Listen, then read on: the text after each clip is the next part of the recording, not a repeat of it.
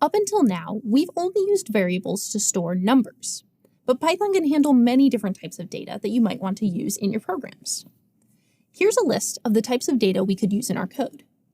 First, numeric data types, like int and float, handle numbers. Text sequence types handle textual data, like letters or words.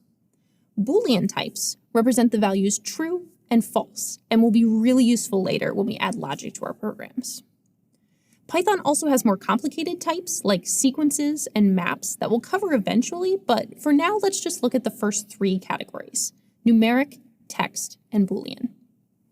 Some real examples of the values these types might hold could be the integer 555, the float 3.14159, the string make school, or the Boolean value true.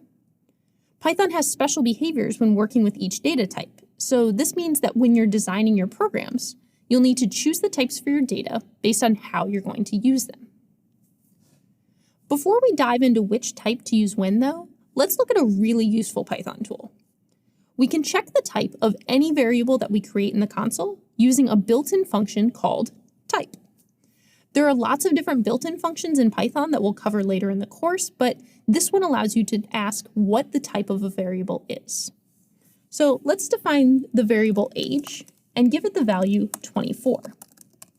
Now, if we put age into the parentheses of the type function, Python can tell us that the type of age is int, one of our numerical data types.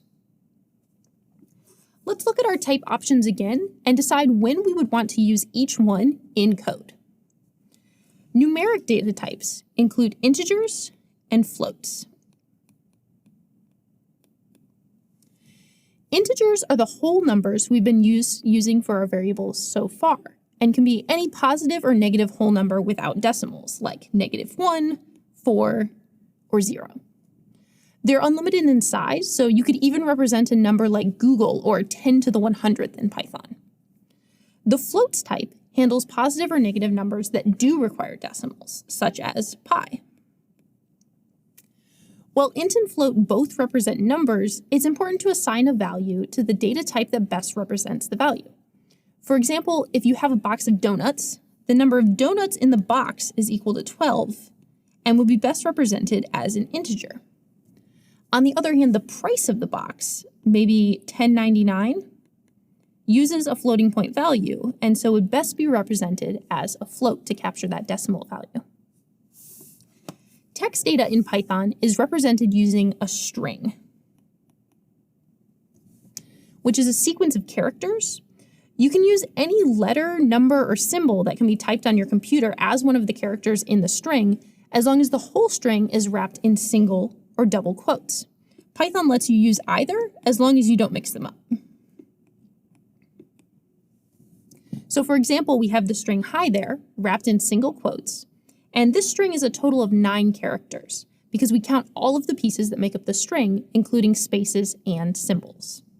The final category of data we'll be starting with is Boolean types, which can represent the values true or false.